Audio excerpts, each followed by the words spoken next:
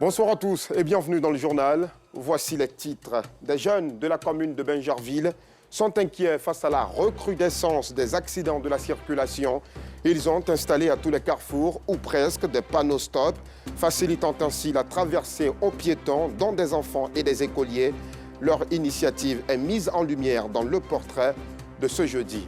Et puis, c'était le chaos à l'Assemblée nationale française ce matin. Le gouvernement a sorti l'article 49,3 de la Constitution pour adopter le texte controversé sur la réforme des retraites. Les députés n'ont donc pas voté sur ce texte qui alimente les débats à l'hémicycle et dans les rues depuis plusieurs mois.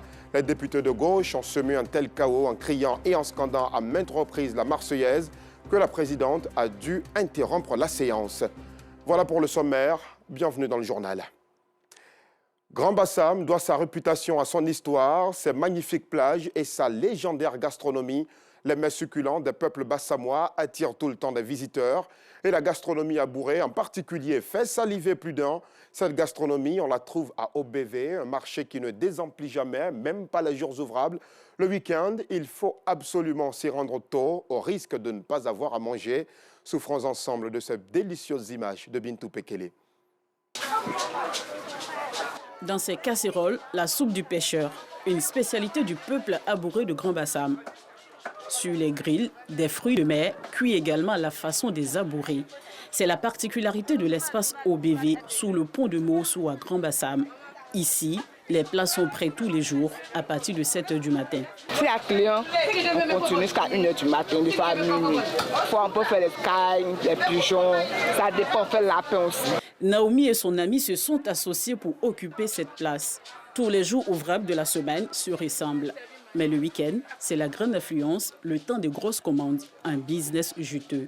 On prépare déjà les condiments, on découpe on nettoie les poissons, puis on fait les soupes, on fait beaucoup pour déposer. Là, quand le client vient, il n'attend pas.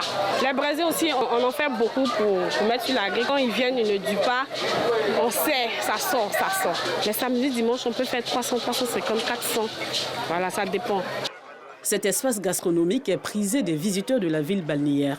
Ce n'est pas ce couple nouvellement marié qui dirait le contraire. On voit la nature, on est émerveillé, voilà, ça nous fait plaisir. Puis de lait frais, avec tout ce qui nous donne comme le confort, voilà, le prix mérite quoi. Ça fait la différence du dehors, mais le prix est méritant. Célébrer un événement est courant ici. C'est tout simplement le lieu indiqué pour bien manger. On vient d'Angré. Bon, on est sorti hier, on est venu à Assini. Comme on retourne à la maison, on a décidé de passer et manger ici. J'adore vraiment la bouffe ici. Le goût, surtout le piment de cette dame-là. C'est un goût de piment de mémé, là. Vraiment, j'aime bien. C'est un endroit agréable, paisible, avec une belle vue sur la lagune. Ça fait du bien. En pleine semaine, c'est difficile avec le boulot. Donc, quand on arrive au week-end, on est obligé de sortir un peu. La mamie du pêcheur, pour un plat, on peut manger à 4-5, c'est déjà très bon, c'est économique. Et l'ambiance en rajoute à la saveur des plats. Bonjour, nous on vient directement de Yopougon. On vient ici chercher un peu l'argent. Et puis aussi, on vient chez eux, l'enquête aussi des producteurs. Voilà, il y en a qui nous voient, nous chassent carrément. Il y a d'autres aussi qui nous aident. Certains clients quittent leurs hôtels en bordure de plage pour venir manger ici. Autour de ces menus du peuple abouré se développent également des activités génératrices de revenus. Un cocktail qui ne déplaît pas. Merci beaucoup, ma très chère Bintou Pekele, de nous avoir mis l'eau à la bouche. Nous ferons certainement un tour à OBV. Allez, nous sommes jeudi, place donc à la rubrique de ce soir.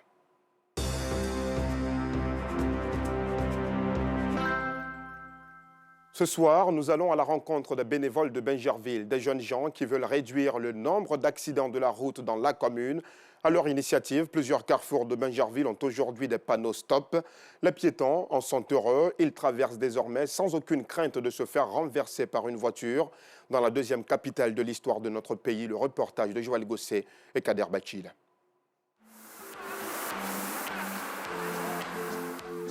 Sur cette voie, panneaux stop en main, élèves et population traversent en toute quiétude. Les utilisateurs de ces panneaux disent être en sécurité sur cette voirie témoin de plusieurs accidents. Vu la circulation de Bingerville, surtout avec les bacards, avec le panneau stop, je pense que vraiment Moi-même, tout à l'heure, je passais avec ma voiture. Il y a un petit qui est sorti brusquement. Moi, je ne m'attendais pas à ça. Il m'a attendu, ça c'est le nouveau à Benjerville. Donc moi, ça m'a épaté.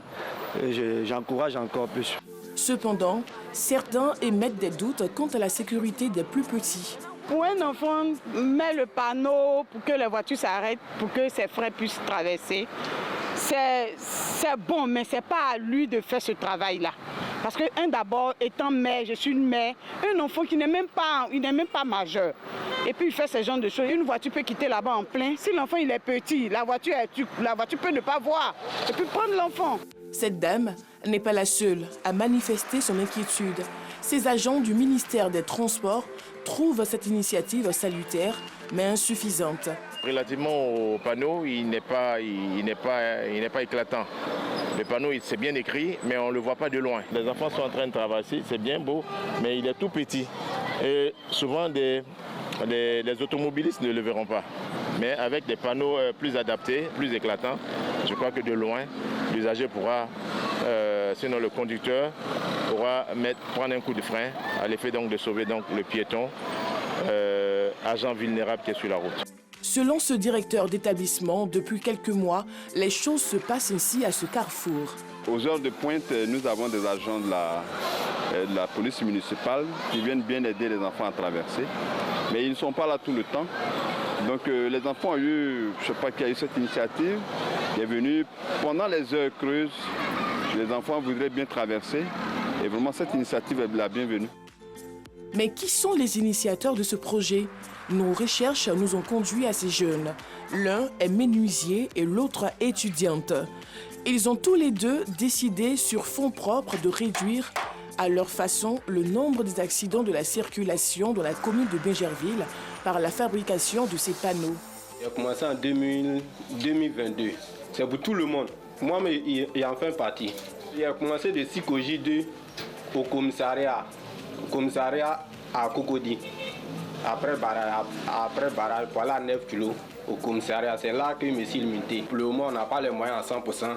On se donne des moyens un peu, en attendant que tout va bien prendre. Peut-être quelqu'un peut venir nous en aide pour plus améliorer. Et depuis que tu as commencé, c'est combien de panneaux tu as fait déjà sortir? Il a fait 140 pour 28 panneaux divisé par 2, ça fait 14 caisses.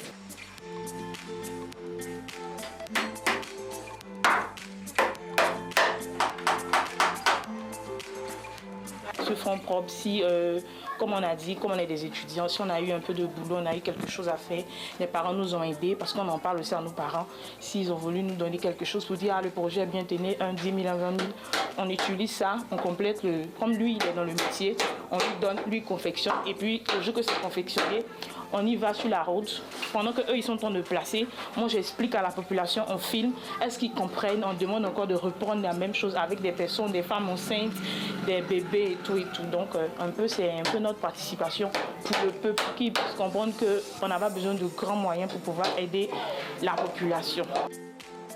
2 jours plus tard, nous retrouvons les amis de la sécurité routière au carrefour du lycée moderne de Benjerville. Ils viennent placer 2 nouvelles boîtes avec à l'intérieur des panneaux stop.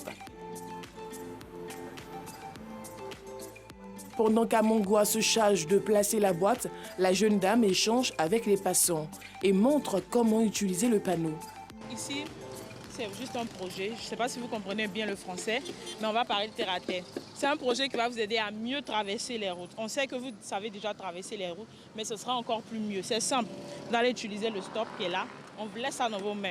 Il y aura 2. Il y aura un de ce côté et il y aura un de l'autre côté. C'est-à-dire quand vous prenez un ici, c'est gratuit.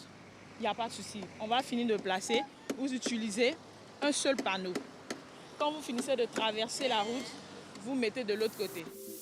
Une première expérience validée 5 sur 5 par cette passante.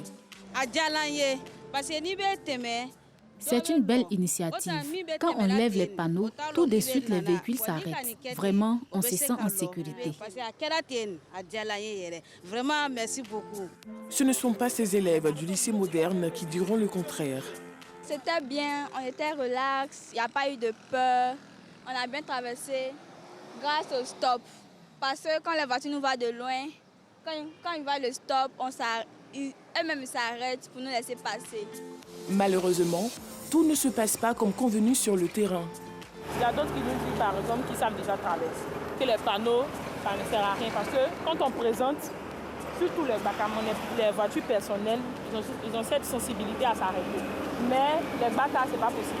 Eux, ils sont fous. Donc, eux, ils disent, ça ne sert à rien, ils déposent et tout.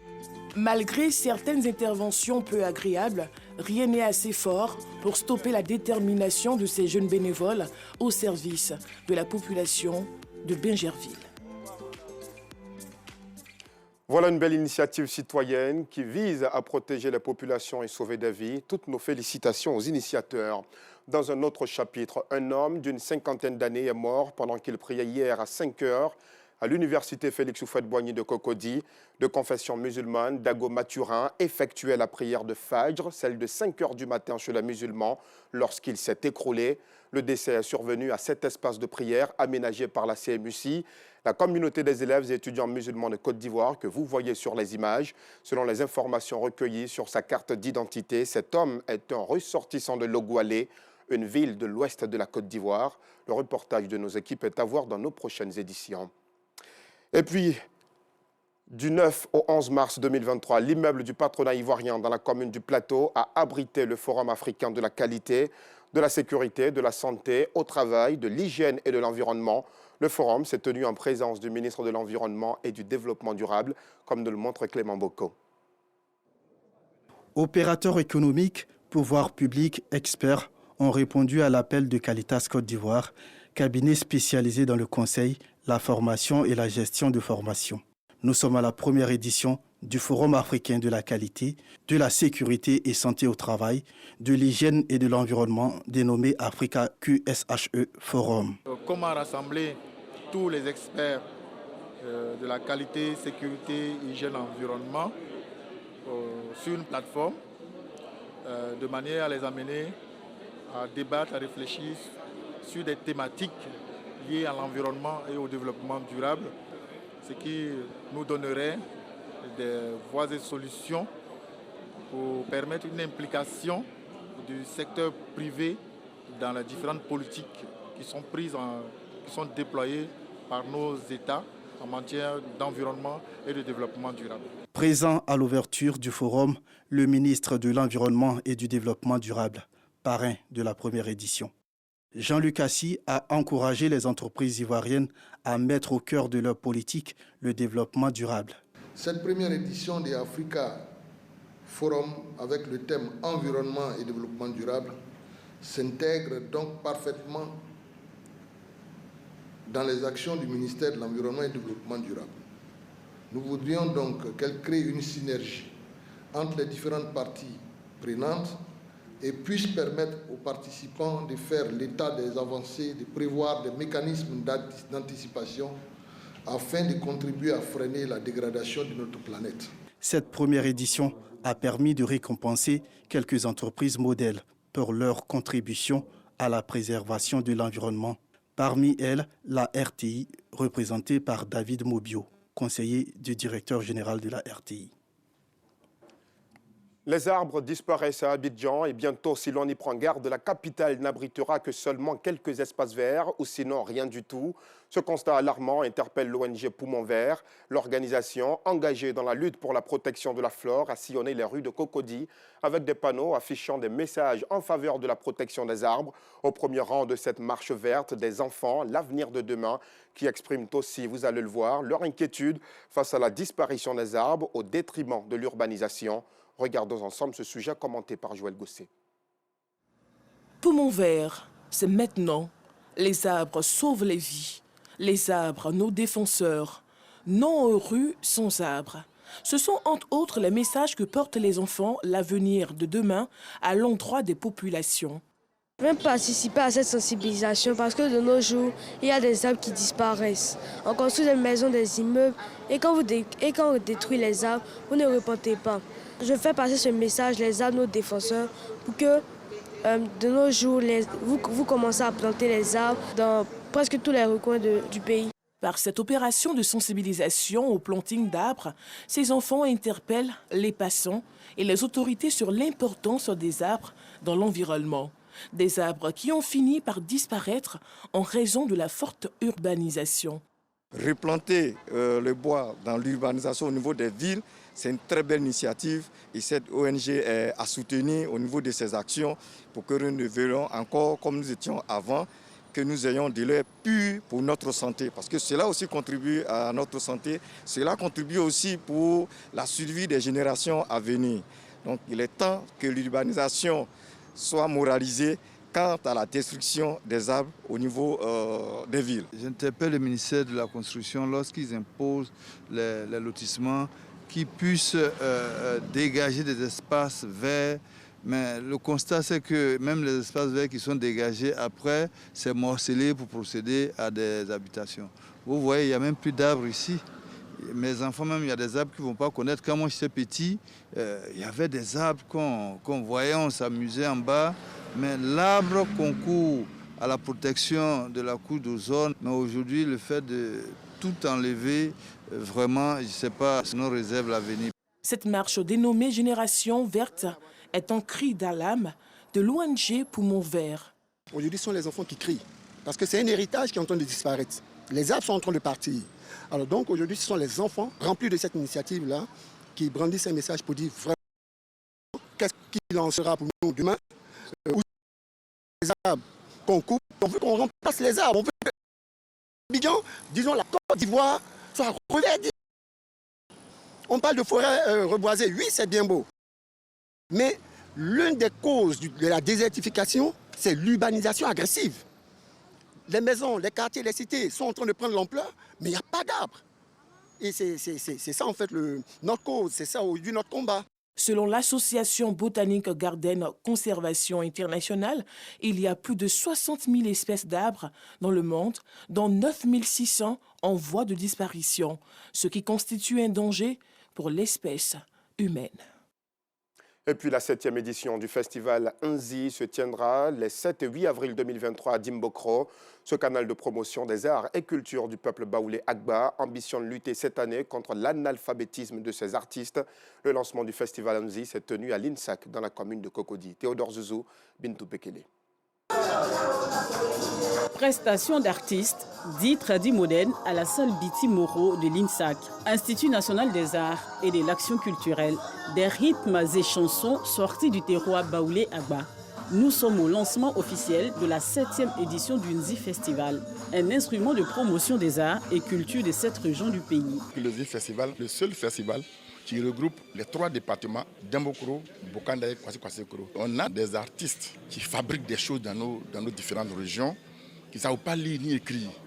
Alors il faut trouver un système pour eux-mêmes, qu'ils apprennent à lire et écrire pour mieux vendre, pour mieux côtoyer des gens en matière de sculpture et en matière de chansons. Des communications sur le thème de l'édition 2023, alphabétisation fonctionnelle, un tremplin pour la promotion des acteurs artistiques et culturels traditionnels et analphabètes de la région du Nzi. Une façon pour les organisateurs de contribuer à la réduction du taux d'analphabétisme, mieux promouvoir le fruit de leur production artistique et culturelle. Une vision qui acquiert l'adhésion des partenaires et du représentant de la ministre, Françoise Rimac, marraine de cette édition. Je les encourage parce que c'est en ce moment-là qu'on peut dire que nous sommes nés de l'Afrique, on vient de l'Afrique et il faut faire évoluer les produits, la culture, la tradition africaine. La culture doit être perçue autrement, c'est un facteur d'employabilité des jeunes et vous ne pouvez pas vous inscrire dans cette dynamique si vous ne maîtrisez pas au moins les outils informatiques, si vous ne maîtrisez pas, vous ne savez pas lire, vous ne savez pas écrire, vous ne pourrez pas occuper votre place tout entière dans cet écosystème. Le Nzi Festival est à sa 7e édition et entend sortir les différents acteurs culturels de cette région de la précarité et faire connaître leurs œuvres culturelles. Hors de nos frontières, au Soudan, 2 généraux qui se connaissent pourtant bien se disputent le pouvoir. Il s'agit d'Abdel Fattah al-Burhan et son second Mohamed Hamdan Daglo, dit Hamedti. Ces 2 généraux sont, depuis la chute d'Omar el-Béchir en 2019, devenus de véritables rivaux. En France, c'était le chaos à l'Assemblée nationale française ce matin. Le gouvernement a sorti l'article 49.3 de la Constitution pour adopter le texte controversé sur la réforme des retraites. Les députés n'ont donc pas voté sur ce texte qui alimente les débats à l'hémicycle et dans les rues depuis plusieurs mois. En sport, football, Gianni Infantino est réélu pour un autre mandat à la tête de la FIFA, l'instance suprême du ballon rond. L'Italo-Suisse, réélu par acclamation, a tout de suite affiché ses ambitions. Il entend notamment entamer une véritable expansion du football. C'est la fin de ce journal. Merci de nous avoir suivis. Très belle soirée à tous.